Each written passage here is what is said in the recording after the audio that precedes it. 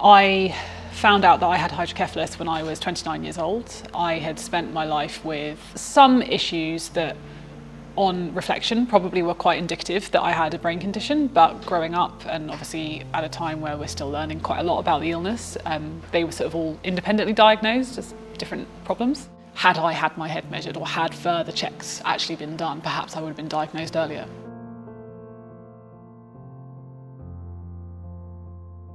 At school, I would lose my temper quite a lot, and I was sort of flagged as having what they referred to as behavioural issues.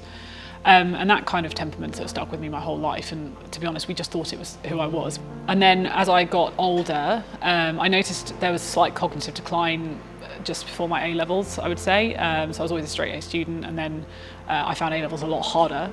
And then when I was 19, I started to feel very depressed. That depression was obviously diagnosed as depression, and it lasted sort of 10 years. I also, embarrassingly, by the age of about 24, 25, I had serious bladder control problems. But there were just lots of things, and then I shook. I had what's referred to as an essential tremor. So my hands used to shake all the time, and now I'm steady as a rock. And that was actually one of the first things my dad noticed when I woke up from the shunt surgery. And that was the first time in my life I hadn't had a tremor. It was actually a very normal January evening. My now husband and I wanted to go and get soup from the supermarket. I went to his bathroom just before we left his flat, and he heard a bang, opened the door, found me on the floor. I'd forgotten who he was, so he rushed me to A&E. It was at A&E that we found out that I had this really significant build-up of fluid on the brain. I have aqueductal stenosis, which basically means that the tube that drains my cerebral spinal fluid that works for everybody else, mine's narrowed. So I think that's why I was able to survive with the build-up of pressure, is because it was over such a long period of time that I think my brain adapted, and that's what the surgical team told me. They didn't really understand how I was functioning. And I was in a normal job. I had a boyfriend. I went out with my friends. I would do things. I had hobbies. It came as a relief, in a way, because I knew something was wrong, and I'd known I was ill for a really long time. So I think I was kind of relieved, horrified, but relieved that there was an answer. There was a reason for all of these things. From my personal experience, all of these things that I had experienced before had gone. I also had PCOS as well, which vanished after I'd had the shunt surgery. I was told at 25 I couldn't have children, and of course now I have my own daughter.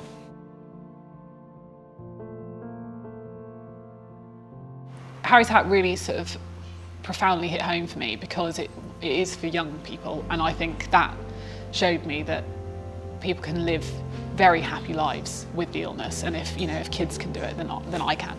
I have it, and I had my daughter, and I didn't understand why they measured her head until I was reading up on the Get Ahead, and then suddenly it was like, oh, okay, that's a way I can check. Because obviously of what I've been through, I don't want Daisy to go through that herself. I don't think there's enough explanation around why these measurements are done to the expectant mothers. I know when I was having my ultrasounds, they don't explain what they're checking for. So my husband and I, because we were so aware of my health, we were asking lots of questions, and they were answering them. But I think had we not asked those questions, I think we probably would have just sat in silence, looking at the nice image on the screen, not understanding what's what. But I think it's just better to sort of, err on the side of caution with these things, especially when it's just something as important as the brain. I mean, it's the whole central point of your entire existence. It needs to be okay.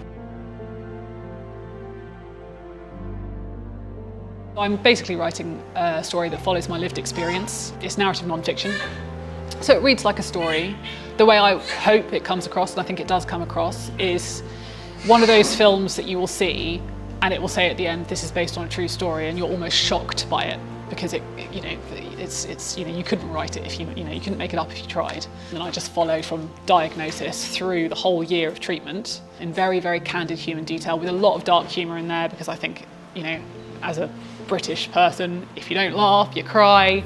But equally, I want people to read it, and then if they have any concerns around themselves or a relative, say to them, maybe you should go and get a scan. Because actually, if someone had said that to me, perhaps I would have been diagnosed a lot earlier.